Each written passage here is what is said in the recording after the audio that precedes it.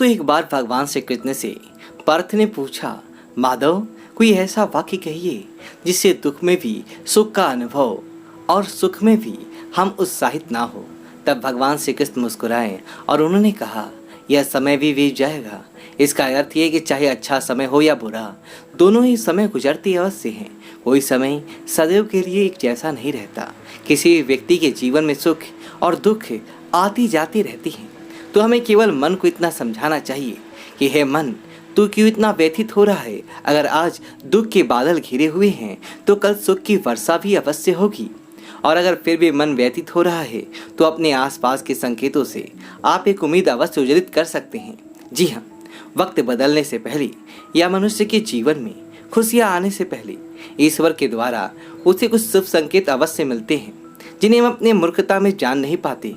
और ये कोई सुनी सुनाई बातें नहीं हैं, किंतु शास्त्रों में इनका प्रमाण मिलता है। आज हम ऐसे युग में जी रहे हैं जहाँ हमारा अपने आसपास की चीज़ों पर ध्यान नहीं रहता है, किंतु आप इन संकेतों को पहचान ले तो आपका जीवन और भी सुखमय बन सकता है। तो आइए जान लेते हैं ऐसे कौन से संकेत हैं जो आपके जीवन में आने वाले खुशियों का इशारा करते हैं। और उससे पहले आपने चैनल को सब्सक्राइब नहीं किया है तो इसे सब्सक्राइब कर लीजिए ताकि इसे आध्यात्मिक जानकारी वाले वीडियो देख सके। पहला संकेत, घर के सदस्यों की मुस्कान। जी हाँ, क्या आपको कभी ऐसा महसूस हुआ है कि अकारण ही आपके घर का माहौल बहुत अच्छा सा हो गया है? घर के सभी सदस्य किसी कारणवश अचानक ही हंसते हुए या मुस्कुराते हुए नजर आते हैं, तो यह संकेत देता है कि आपके घर में बहुत जल्द ही ढेर सारी खुशियों का आगमन होने वाला है। दूसरी बात, पुराने मित्र या सज्जन व्यक्तियों से मुलाकात। कभी कभी हमने सोचा भी ना हो और हमसे मिलने हमारे सबसे प्रिय मित्र, सज्जन लोग या करीबी रिश्तेदार भी आ जाते हैं। वैसे तो शास्त्रों में अतिथि का आगमन सदैव ही शुभ माना गया है, और उसमें भी यदि आपके सबसे प्रिय या खास संबंधी आपके घर पर बिन बुलाए अचानक ही आ जाएं, तो यह संकेत देता है कि आपके द्वार पर सुख व्यवहार होने वाला है। इसे ईश्वर के द्वारा एक शुभ संकेत माना गया है। तीसरा संकेत, आप किसी यात्रा पर जा रहे हो, तभी आपको रास्ते में हिरन दिख जाए या गाय आपके मार्ग पे आ जाए, तो ये बहुत ही शुभ संकेत माना जाता है। कहते हैं कि हिरन, गाय और गाय का बछड़ा ये अच्छे वक्त आने की निशानी मानी जाती है। यदि आपके वो मार्ग में दिख जाती हैं तो आपकी यात्रा अवश्य ही सफल होती है।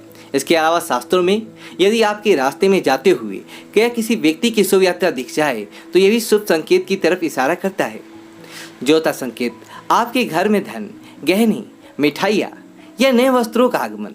जी हाँ दोस्तों, यदि आपके घर में नए वस्त्र, गहने या उपहार या धन की प्राप्ति हुई है तो समझ लीजिए कि एक प्रभु का संकेत है। आपको जीवन में तरक्की और समाज में मान सम्मान प्राप्त होगा। कई बार हम छोटी छोटी संकेत पर ध्यान नहीं देते हैं और वास्तव में ये हमें आने वाले समय के बारे में सूचित करते रहते हैं। पांचवा संकेत, यदि आपके घर में बच्चे सदैव खुशी से आते हैं और खेलते हैं तो इसका अर्थ है कि आपका घर बच्चों को अति प्रिय है। आसपास के बच्चे, आपके परिवार के बच्चे खुशी से आपके घर में खेलने लगते हैं या मुस्कुराते हैं, उन्हें आपके घर में आनंद मिलता है, तो यह संकेत है कि आप जिस घर में रहते हैं वह घर अत्यंत ही शुभ और वास्तु दोषों से मुक्त है और यह आपके लिए अति शुभ फलदायी है। खुशियों का आगमन आपके द्वार पर सदैव ही रहेगा। बच्चों के भीतर ईश्वर का वास होता है। यदि बच्चे आपके घर में आनंदित महसूस करें तो यह भी ईश्वर का संकेत ही माना गया है। इसके अलावा कुछ संकेत है जिसे छोटी कन्याओं का आपके द्वार पर आना।